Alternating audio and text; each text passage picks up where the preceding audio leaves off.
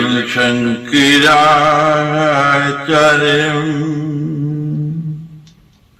ईश्वरं वदरायणम्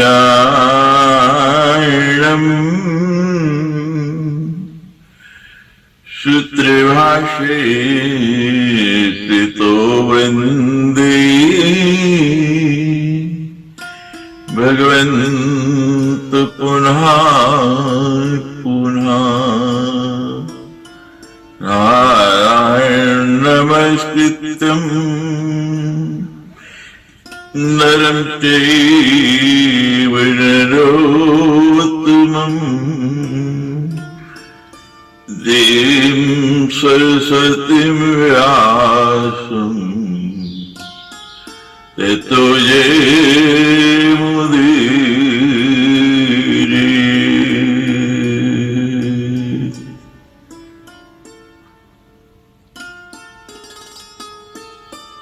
यस्य प्रभावमखिलं निर्वेदधाता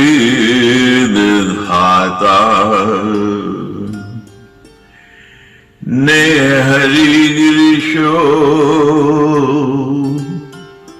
नहीं चापि अनन्ताय ऐशांश कापित किमुतान्य देवा तस्यै नमोस्तु सततं जगदम्बिकाय।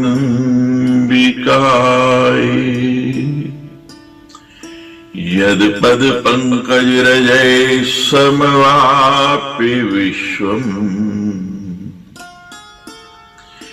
ब्रह्मा सृजति दिनं च बिभर्ति विष्णु रुद्रैः सहरति नेतिरथा समर्था तस्यै नमोस्तु सततं जगदम्बिका। तस्यै नमोस्तु सततं जगदम्बिकाय। तस्यै नमोस्तु सततं जगदम्बिका।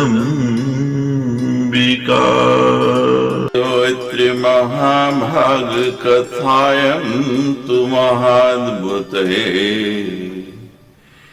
वेदशास्त्रात् पुराणश्च निश्चितं तु सदा बुधे ब्रह्मा विष्णुश्च रुद्रश्च त्रयो सनातना पाते परतरं किंचिद् ब्रह्मांडे अस्मिन् महामते। ब्रह्मा सृजति लोकन् वै विष्णुपात्य अखिलं जगत् रुद्रैः सहरते काले त्रयेते यत्र कारणम्। ऋषि कहने लगे, हे महाभाग, हमें इस कथा में बहुत आनंद भी आया है और बहुत अद्भुत संशय भी है। हे सूत जी, वेदों, शास्त्रों तथा पुराणों और बुद्धिमान लोगों की सदा से ये अवधारणा रही है कि ब्रह्मा, विष्णु तथा शंभु ये तीनों देवता सनातन हैं और इस ब्रह्मांड में इनसे बढ़कर कोई नहीं है। ब्रह्मा जगत का सृजन करते हैं, विष्णु पालन करते हैं और शंकर प्रलय काल में संहार करते हैं। ये तीनों ही इसमें कारण हैं। एका मूर्ति त्रयो देवा ब्रह्मा विष्णु महेश्वरा रजय सत्वम मोभिश्च संहिता कार्यकार का। ब्रह्मा, विष्णु और महेश, ये तीनों देवता एक ही मूर्ति के तीन स्वरूप हैं। ये लोग क्रमशः रज, सत और तम गुणों से युक्त होकर अपना अपना कार्य करते हैं। तेषा मध्य हरि श्रेष्ठो माधवै पुरुषोत्तमै आदिदेवो जगन्नाथ समर्थ सर्व कर्मसु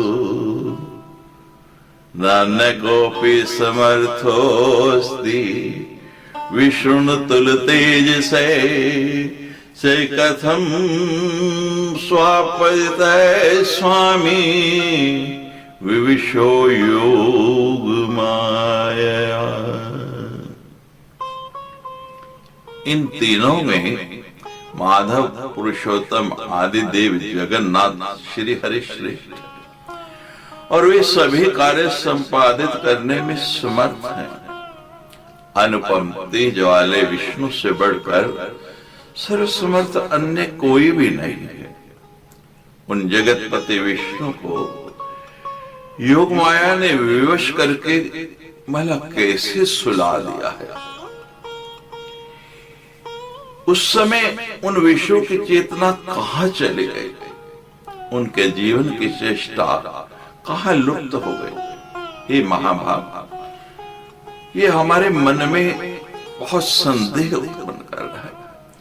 आप इस विषय में यथोचित जो भी भेद है उसे हमें बताने की कृपा करें। कासा शक्ति पुरा प्रोक्ता यया विष्णु निजितै प्रभु कुतो जाता कथम शक्ता का शक्तिर्वद सुरत। यस्तु सर्वेश्वरो विष्णुर्वासुदेवो जगत गुरु परमात्मा परानंदे सच्चिदानंद विग्रह। जिस शक्ति के विषय में आप हमें पहले ही बता चुके हैं, उसने भगवान विष्णु को भी पराभूत कर लिया है। वो कौन सी शक्ति है, ये शक्ति कहां से उद्भूत हुई, शक्ति संपन्न कैसे हुई और उसका स्वरूप क्या है, हम ये जानना चाहते हैं। ये सूझे हमें स्पष्ट करके ये बताइए। जो विष्णु है वे सबके ईश्वर, वासुदेव, जगत के गुरु, परमात्मा, परमानंद स्वरूप तथा सच्चिदानंद की साक्षात मूर्ति है। सब कुछ करने में समर्थ, सबका पालन करने वाले, सभी चराचर का सृजन करने वाले, रजोगुण से रहित, सर्वव्यापी और पवित्र हैं।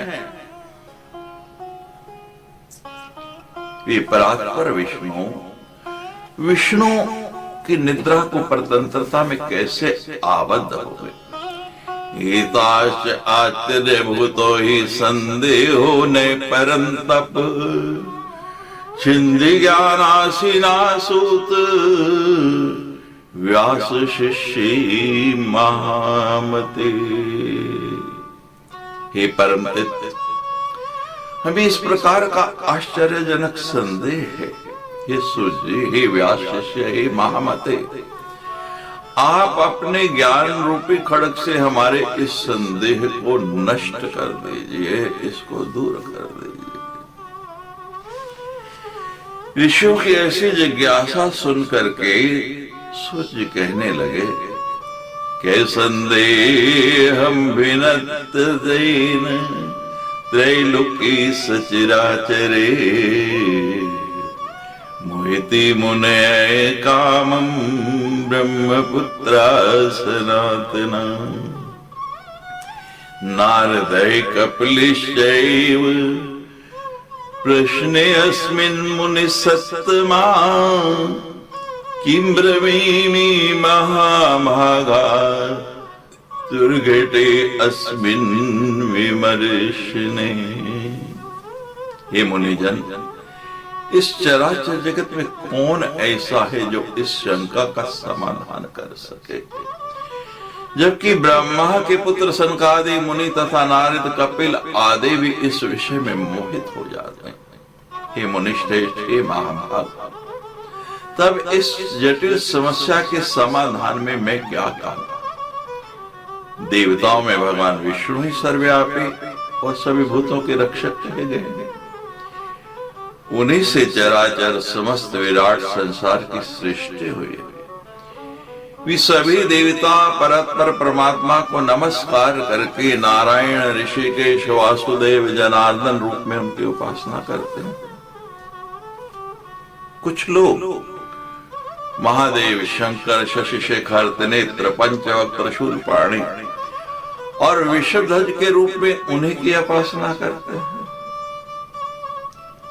सभी वेदों में भी त्र्यंबक, कबरदेव, पंचवक्त्र, गौरी देहार्धधारी, अर्धनारीश्वर, कैलाशवासी, सर्वशक्ति समन्वित, भूत गणों से सेवित और दक्ष यज्ञ विध्वंसक का यज्ञ विध्वंस करने वाले आदि अनेक नामों से उनका गुणगान किया जाता है।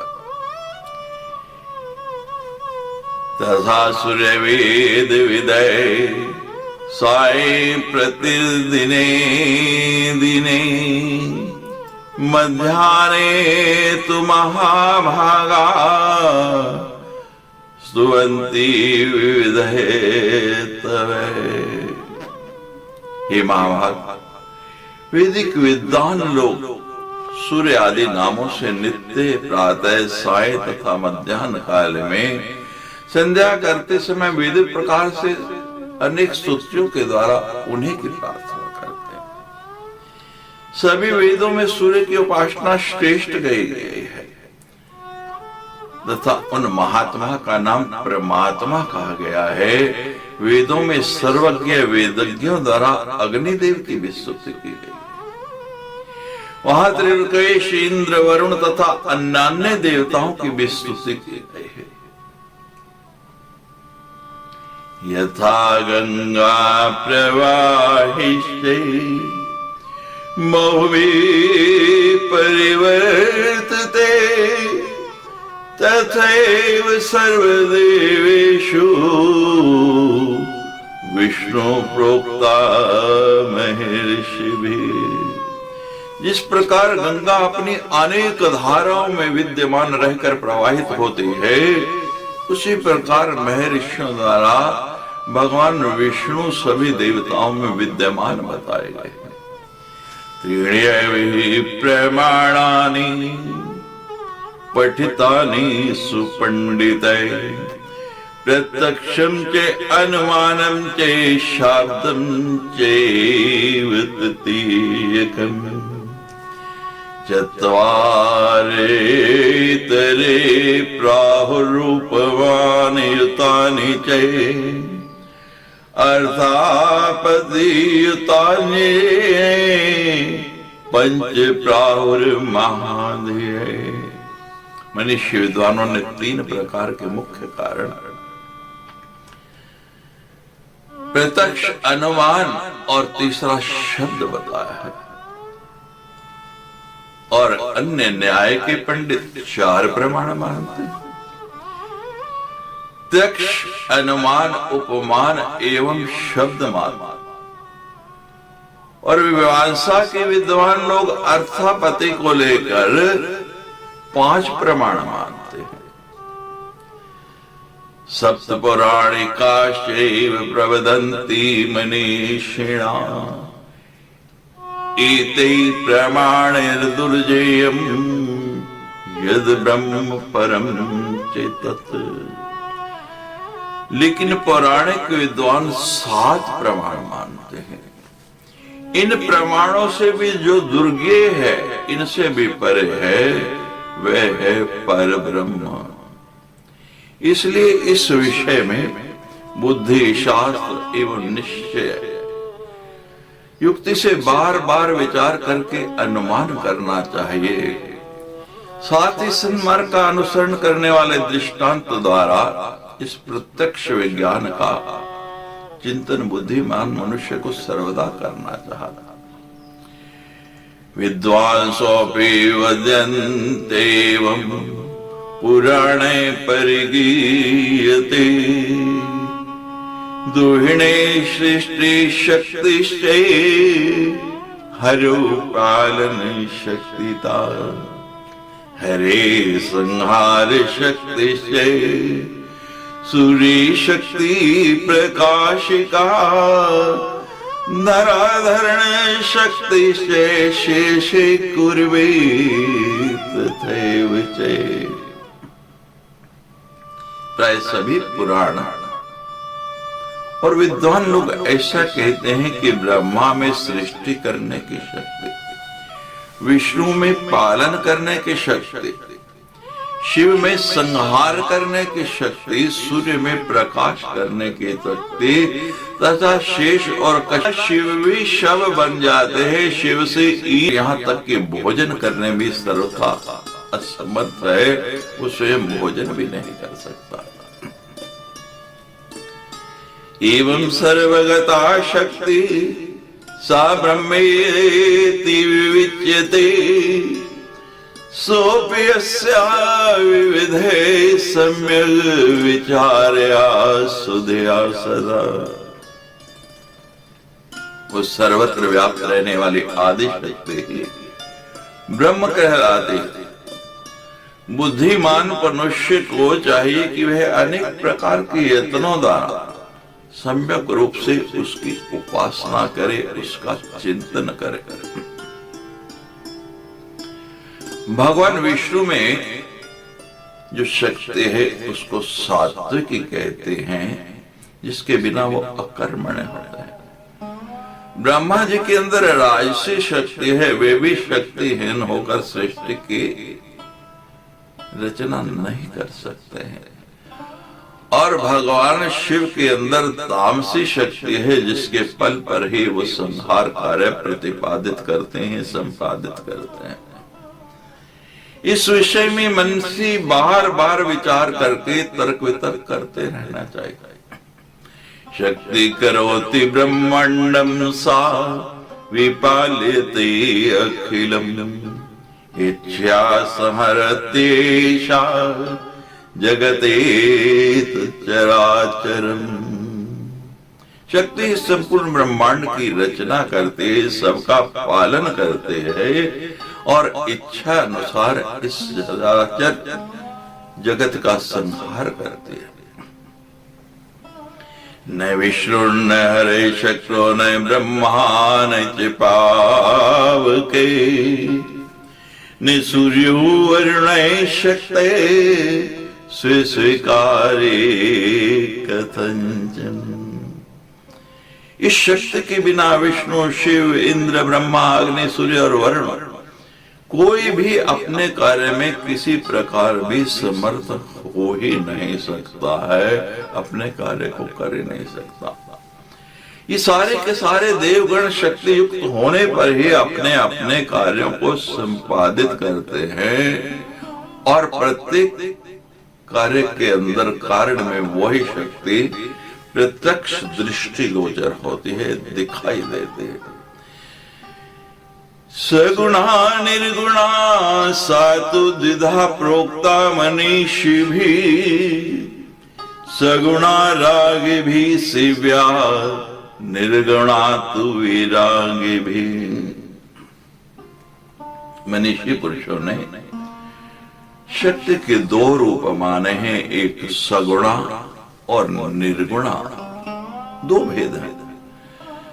सगुणा शक्ति की उपासना आसक्त जनों के लिए और निर्गुणा शक्ति की उपासना अनासक्त जनों को करनी चाहिए। धर्म, अर्थ, काम और मोक्ष, इन चारों पदार्थों के सामने वे निर्विकार शक्ति हैं। विधिवत उनकी पूजा करने से वे सब प्रकार के मनोरथ जो हैं प्रदान करते हैं। सदा माया में घिरे हुए अज्ञानी लोग उस महाशक्ति को नहीं जान पाते हैं। यहाँ तक कि कुछ विद्वान पुरुष भी उन्हें जानते हुए भी दूसरों को भ्रम में डालते हैं। कुछ मंद बुद्धि पंडित अपने उर्द प्राप्ति के लिए पंडिता सौदवार्थम पाखंडानि पृथक पृथक प्रवयन्ति कलिना प्रेरिता मंद चेतसे। काल से प्रेरित होकर अनेक प्रकार के पाखंड करते हैं।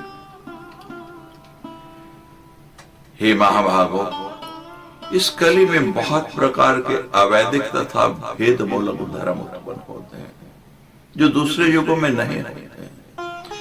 स्वयं भगवान विष्णु भी अनेक वर्षों तक कठोर तप करते हैं।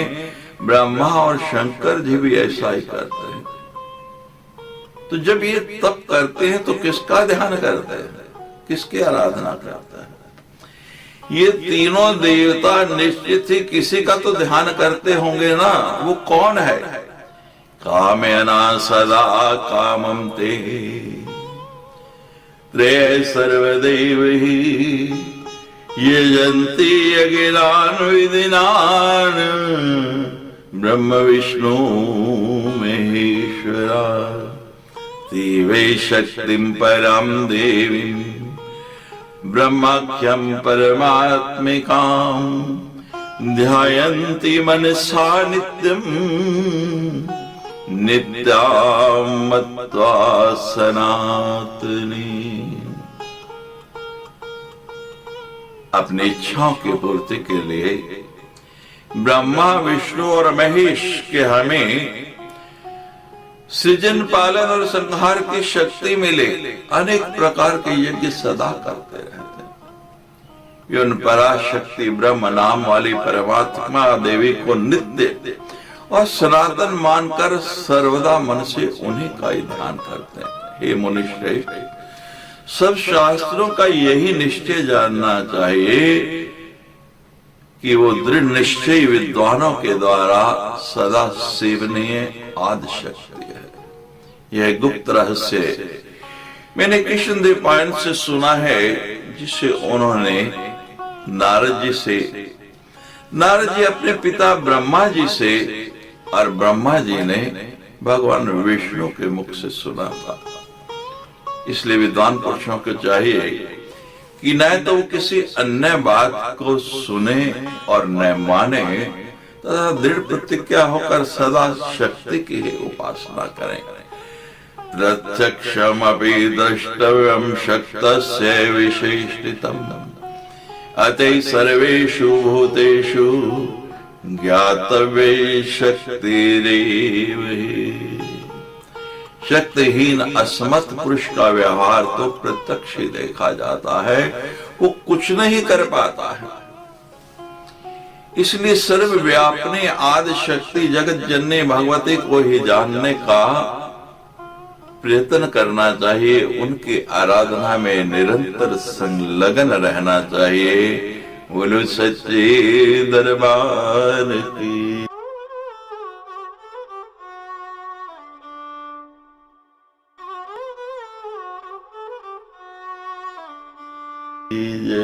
यद्रा विनिर्गिता निद्रा देहादस्य जगत गुरु निद्रस्य नासिका बाहो हृदय व्यस्तथोरसे।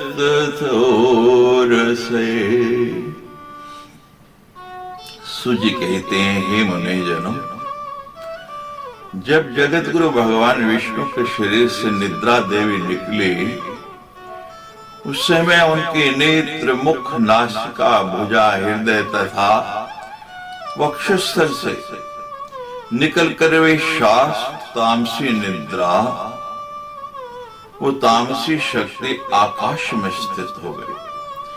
निस्थित्य गगने तस्तो तामसी शत्रुत्तमा उत्तिष्ठ जगन्नाथो जिम्भ्रमान पुनः पुनः। और जब वो तामसी शक्ति निकल गई, तब भगवान विष्णु भी बार बार जम्हाई लेकर के उठ के खड़े खड़े। तब वहां भगवान विष्णु ने भय से कांपते हुए ब्रह्मा जी को देखा और महातेजस्वी विष्णु ने मेघ के संभार गंभीर वाणी में कहा, किम गतोऽसि भगवन्तस्पतस्यैकत्वात्र पद्मज कस्माच्चिन्तरोऽसि त्वं भयकुलित मानस। हे कमलोद्भव ब्रह्मा जी, आप तपस्या छोड़कर यहाँ कैसे आ गए और आप इतने चिंतित और भयभीत क्यों हैं? आपको किसका डर लग रहा है? ब्रह्मा जी कहने लगे, त्वकर्णमलोयो देव दैत्य चै मधुकैटभो हन्तुं मां समुपायातो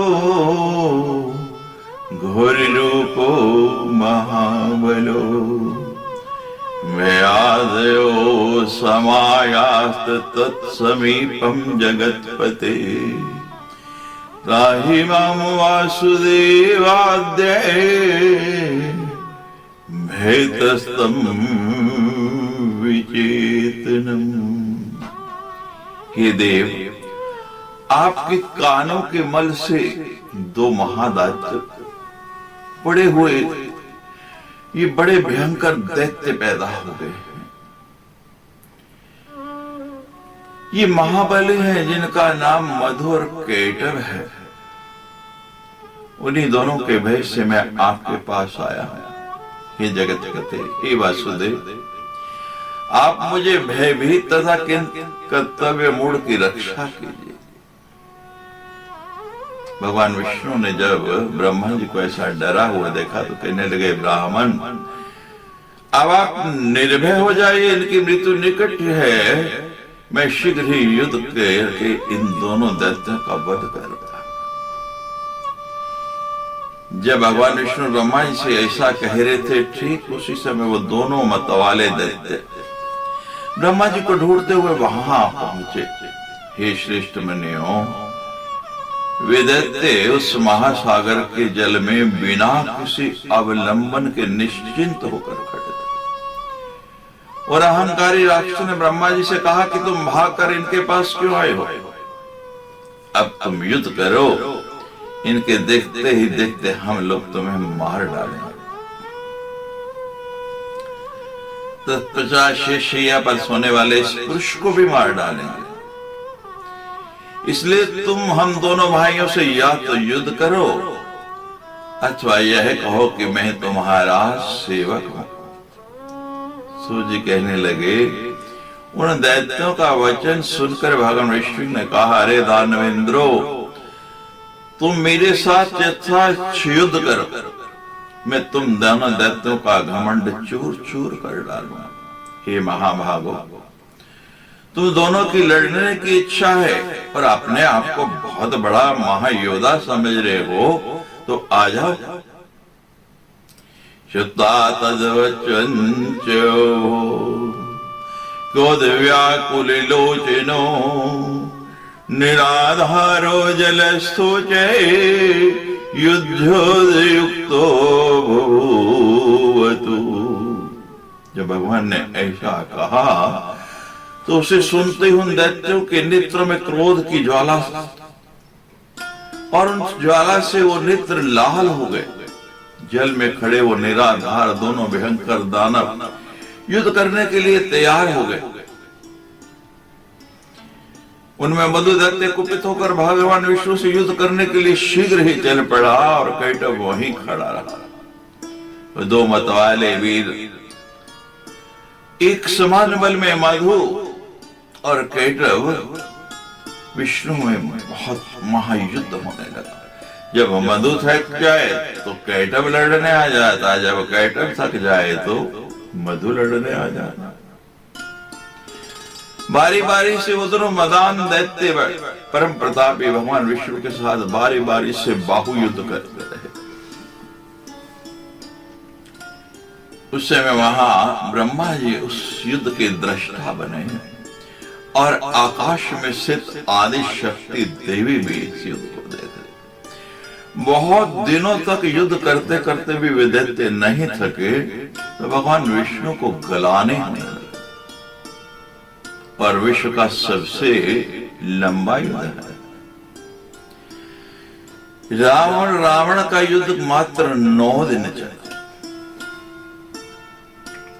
महाभारत 18 दिन हुआ और आप पूर्व में श्रवण कर चुके हैं। जामवंत और भगवान कृष्ण का युद्ध भी केवल 27 दिन चला। वर्तमान में इजराइल का युद्ध कई महीने हो गए और यूक्रेन और रूस के युद्ध को साल से ऊपर हो गया। लेकिन ये भगवान का और उन दैत्यों का जो युद्ध है, ये सबसे लंबा युद्ध है। कितना लंबा? पंचवस्त्र सहस्राणि सदा जातानि युध्यता हरिणा चिंतितम तत्र कारणम मरणेस्या। पंचवस्त्र सहस्राणि में उनसे दूर बैठे चतुर्भुज भगवान विष्णु उनको मारने का उपाय सोचने लगे कि मैं इनको कैसे मारूं, किस तरह से ये मरेंगे।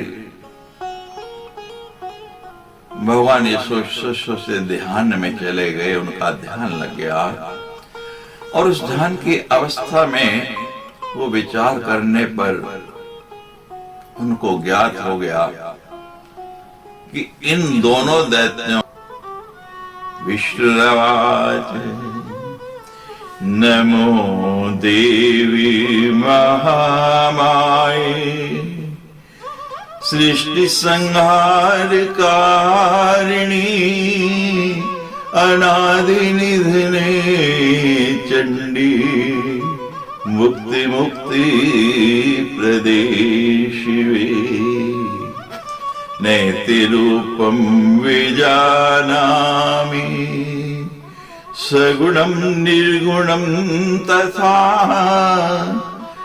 चरित्राणि कुतो देवी संख्यातीतानि यानि ते अनुभूतो मयाति अद्य प्रभावे चति दुर्घटे यदहं निदयालीने संजातो अस्मि विचेतने। हे देवी, हे मामाए, हे सृष्टि संहार कारिणी, हे आदि अंतरहित, हे चंडी, हे भुक्ति मुक्ति प्रदायिनी शिवे, आपको बार बार नमस्कार है। हे देवी, मैं आपके सगुण तथा निर्गुण रूप को नहीं जानता, फिर आपके जो असंख्य अद्भुत चरित्र हैं मैं उन्हें कैसे जान पाऊंगा। मैंने आपके अत्यंत दुर्गढ़ प्रभाव को आज जाना है, जबकि मैं आपके द्वारा प्रेरित योग निद्रा में विलीन होकर अचेत हो गया था।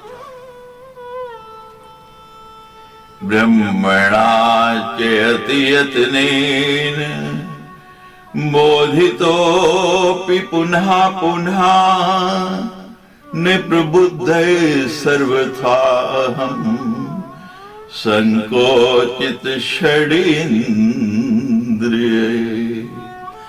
अचेतनत्वं सम्प्राप्ते प्रभावात् तव चेऽम्बिके त्वया मुक्ते प्रबुद्धोऽहम् युद्धं च बहुधा कृतम् शांतोऽहं न चेतो शांतो त्वया दत्तवरो वरो ब्राह्मणं हन्तु मायातो दानवा मदगर्वितो आहुतो च मया कामम् द्वंद्व युद्धायमान दे कृतं युद्धं महाघोरम मया ताभ्यां महार्णवे।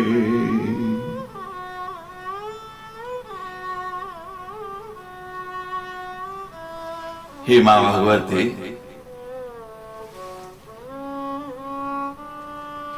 ब्रह्मा जी ने बड़े यत्न से मुझे बार बार जगाया था, किंतु अपने छहों इंद्रियों के संकुचित हो जाने पर, उनके सिकुड़ जाने के कारण जाग नहीं सका।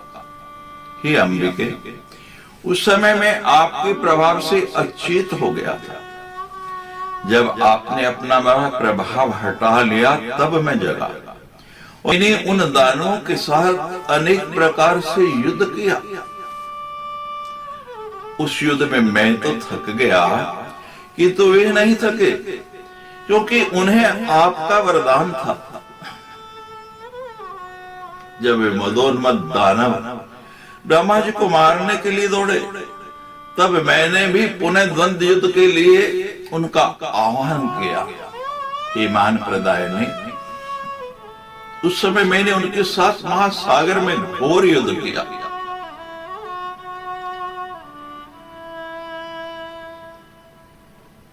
मरणे वरदानं ते ततो ज्ञातं महाद्भुतं ज्ञात्वाहं शरणं प्राप्ते त्वामद्ये शरणाप्रदाम्।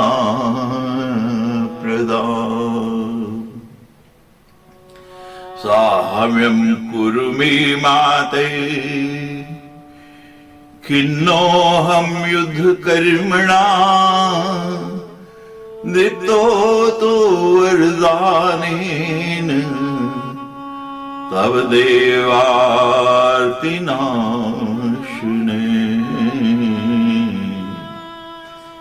बाद में मुझे ज्ञात हुआ कि उन्हें तो इच्छा मरण का अद्भुत वरदान प्राप्त है। ये जानकर आज मैं शरदायिनी आपकी शरण में आया है। इसलिए हे माता, अब मेरी सहायता आप ही कर सकते हैं, दूसरा कोई नहीं, क्योंकि मैं तो युद्ध करते करते बिल्कुल खिन्न हो गया। हे देवताओं की पीड़ा हरने वाली, आपके वरदान से वे दोनों दैत्य मदोन्मत्त हो गए हैं। हन्तु मामेदो पापो किम करोमि कम्यामि च इत्युक्ता सा तदा देवी स्मितपूर्वम् उवाच है। प्रणमन्तं जगन्नाथं वासुदेवं सनातनं देवदेव हरे विष्णु कुरु युद्धं पुनः स्वयं।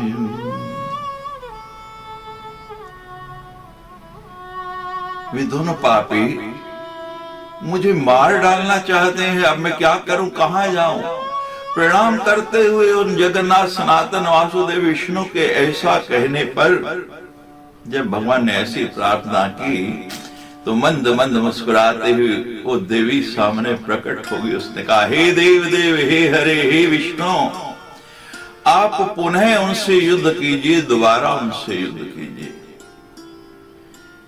वंचयित्वा तमोऽशुरो हन्तव्येति विमोहितो मोहयिष्याम्यहं नूनं दानो वक्रया दृशा जहि नारायणाशु त्वं मम माया विमोहितो। उन दोनों वीरों को छल पूर्वक मोहित करके ही मारा जा सकता है और किसी भी उपाय से वो दोनों दैत्य मरने वाले नहीं। मैं अपनी वक्त दृष्टि से उन्हें मोहित कर दूंगी। हे नारायण, अपनी माया से जब मैं उन्हें मोहित कर दूंगी तब आप शीघ्र ही उन दोनों दैत्यों का वध कर डालिएगा। सूर्य जी कहते हैं देवी के ऐसे सुंदर प्रीति रस में भरे हुए उन वचनों को सुनकर भगवान विष्णु उस सागर के युद्ध स्थल में जाकर खड़े हो गए। तब विष्णु को आते देख करके वो दोनों युद्ध के अभिलाषी महाबली दैत्य भी वहां आ डटे। भगवान विष्णु को अपने सामने देखकर वे बड़े प्रसन्न हुए और कहने लगे, हे महाकाम, हे चतुर्भुज, ठहरो ठहरो।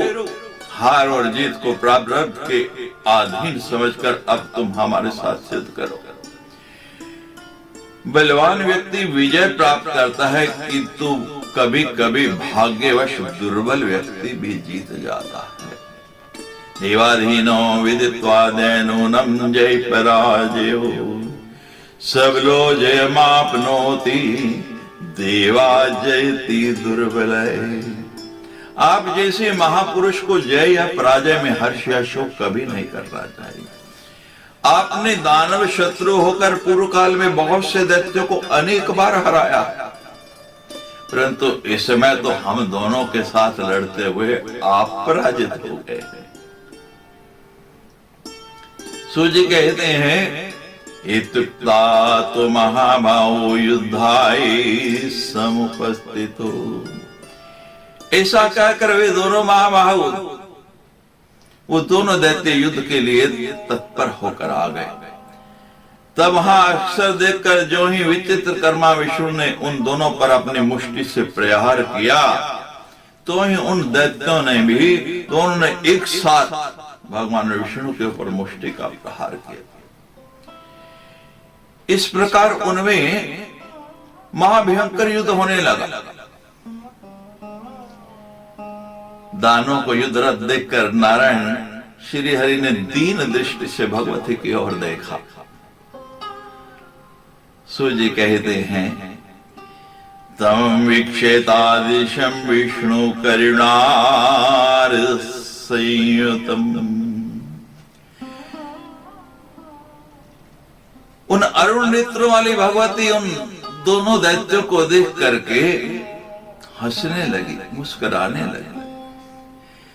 जहा सातीव ताम्राक्षी वीक्षमाणा तदासुरो तुजगाहन कटाक्षे से कामवाणा रिवापरे मंद समित युते कामम प्रेम भाव युतेरिनु दृष्टा मुहतु पापो दिव्यावक्र विलोकनम विशेषम इति मनवानो कामबाणाति पीड़ितो वीक्षमाणो सितो तत्र तामदेवी विशद प्रभा।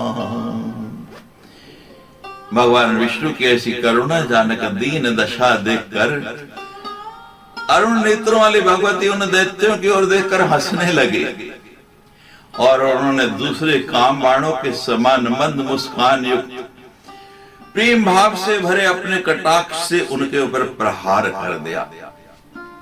और जैसे ही देवी के कटाक्ष का प्रहार हुआ, वे पापी मधु और कैटव अत्यंत मोहित हो गए।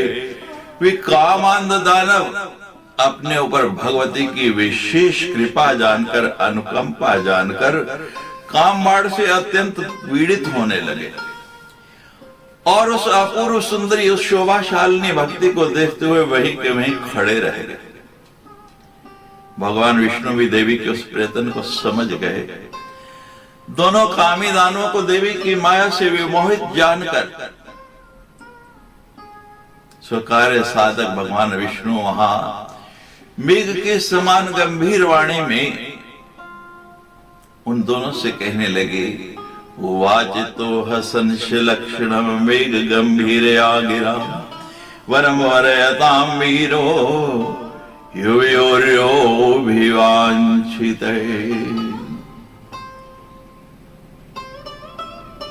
उन दोनों का उपहास करते हुए भगवान विष्णु कहने लगे, हे वीरो, तुम्हारी जो इच्छा हो वर मांगो, मैं तुम्हें वर देने के लिए तत्पर हूं। तुम दोनों के युद्ध से मैं अत्यंत हर्षित हूं, इसलिए मैं तुम्हें मनोभिलाषित वर दूंगा। यद्यपि पूर्व काल में भी मेरे द्वारा अनेक दानव युद्ध करते हुए देखे गए हैं, लेकिन मैंने तुम दोनों भाइयों के समान इतना बलशाली किसी को नहीं देखा है, न सुना है। तुम दोनों के अतुलनीय बल को देखकर मैं बहुत संतुष्ट हूं। हे महाबली दानव, मैं तुम दोनों भाइयों को तुम्हारी जो भी कामना है, जो भी इच्छा है, वो वर मांग लो, मैं वर दूंगा। सूर्य कहते हैं, विष्णु का ये वचन सुनकर कमल के समान नेत्र वाले काम पीड़ित वो दोनों दैत्य जगदानंद दायिनी भगवती महामाया को देखते हुए विष्णु से अभिमान पूर्वक कहने लगे, हे विष्णु, हम याचक नहीं हैं। हरे न याचिका वावम तम किम दातुमीच्छसि ददाव तुल्यम देवेश दातारो न याचको प्रार्थितम ऋषिकेशे मनोभिलाषितम वरम तुष्टोऽसि तव युद्धेन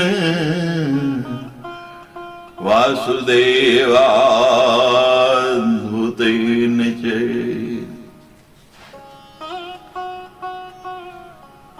हे विष्णु, हम याचक नहीं हैं। यदि आप हम लोगों को देना क्यों चाहते हैं? जब हम मांगे नहीं रहे तो आप दे क्यों रहे हैं?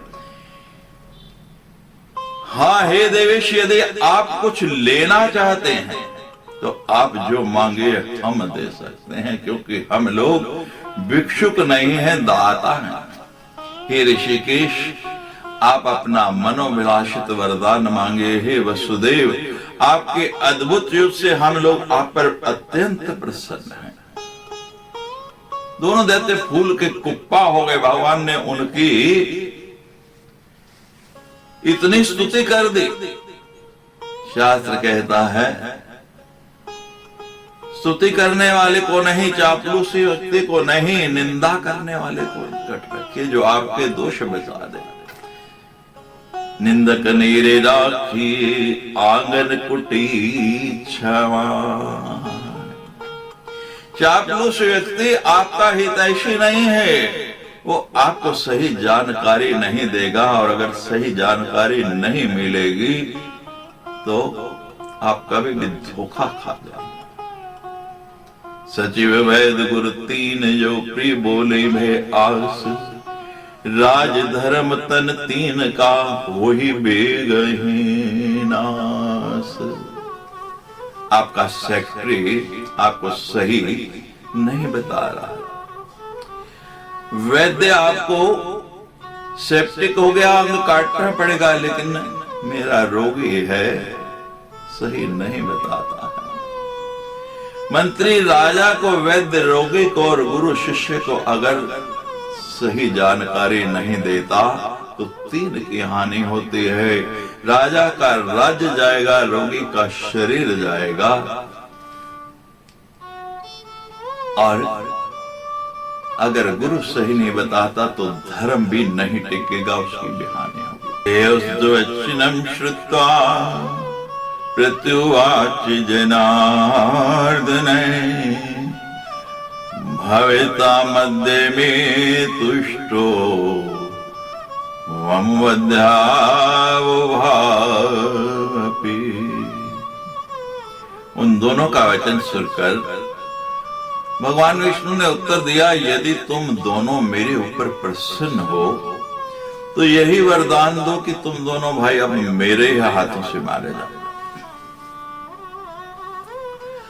सूजी कहते हैं, भगवान विष्णु का ये वचन सुनकर दोनों भाई चकित हो गए और अपने को उनके द्वारा ठगा हुआ समझकर शोक से चिंतित हो गए। कुछ देर के लिए मन में विचार किया, सोचा कि अब हमको क्या करना चाहिए। तो चारों ओर दृष्टि दिखाई, देखा कि कहीं भी भूमि दिखाई नहीं दे रही। सर्वत्र जल ही जल है। उसको देखकर उन्होंने विष्णु से कहा, हे जनार्दन विष्णु, आपने हम लोगों को पहले जो वरदान देने को कहा था, यदि आप सत्यवादी हैं तो पहले उस वांछित वर को प्रदान कीजिए। निर्जले विपुले देशे हनस्व मधुसूदन वध्यावाम तु भवते सत्यवाग भव माधव। हे मधुसूदन, आप हमें किसी निर्जल प्रदेश को सुविस्तृत भूमि पर मारिए, तभी हम आपसे मारे जा सकेंगे, अन्यथा नहीं। हे माधव, आपने हमें वरदान दिया है, आप सत्यवादी बनिए। भगवान विष्णु ने अपने सुदर्शन चक्र का स्मरण किया और उन दोनों दैत्यों से हंसते हुए कहा, हे महाभागो, तुम्हारे कहने के अनुसार, तुम्हारी इच्छा के अनुसार ही निर्जल तथा सुविस्तृत भूमि पर ही आज तुम दोनों को मैं मारूंगा। ऐसा कहकर देवताओं के आराध्य भगवान विष्णु ने उस समुद्र के अंदर अपनी जंघा का विस्तार करना शुरू कर दिया। जैसे जैसे भगवान अपनी जंघा बढ़ा रहे हैं, वो दोनों दैत्य भी अपने शरीर का विस्तार करते जाते हैं। जैसे जैसे सुरसा अपने शरीर को बढ़ाती है, उसी तरह हनुमान जी अपने शरीर को बढ़ाते जा रहे हैं। जैसे जैसे सुरसा बदन बढ़ावा, तासुदून कपि रूप दिखावा, सत जोजन ते आनन कीन्हा। जब बहुत बड़ा रूप बना लिया तो हनुमान जी ने क्या किया, बिल्कुल छोटे बन गए और अति लघु रूप पवन सुत कीन्हा, और जल्दी से सुरसा के मुख के अंदर जाकर बाहर आ गए। जब तक वो इतना बड़ा मुंह बंद करते, तब तक हनुमान जी तुम कि हे मां, मैंने तो तेरे मुख में प्रवेश कर लिया, तूने खाया नहीं, अब मैं क्या करूं।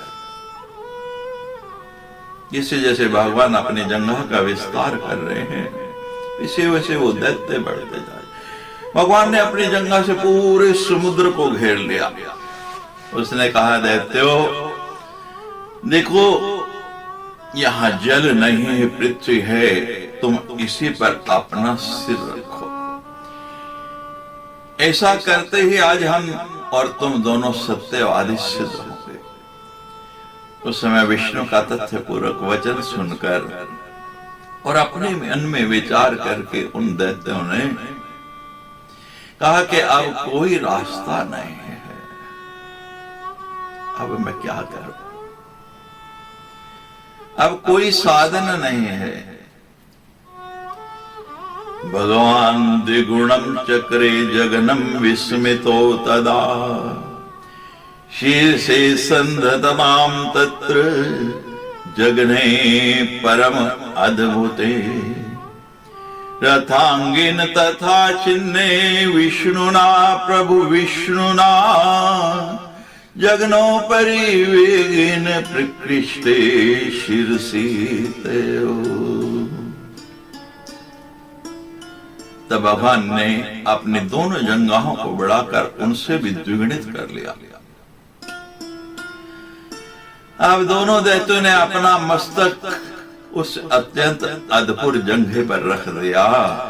उसी समय प्रतापी भगवान विष्णु ने अपने सुदर्शन चक्र से जंघे पर स्थित उनके विशाल सिरों को वेग पूर्वक धड़ से अलग कर दिया।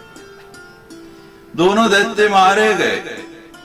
गत प्राणो तदा जातो दानवो मधुकैटभो, सागरे सकलो व्यापस तदा वै मेद सातयो, मेदिनीति ततो जातम, मेदिनीति ततो जातम नाम पृथ्व्या समन्ततः, अभक्ष्यामृतिका तेन कारणेन मुनीश्वरा।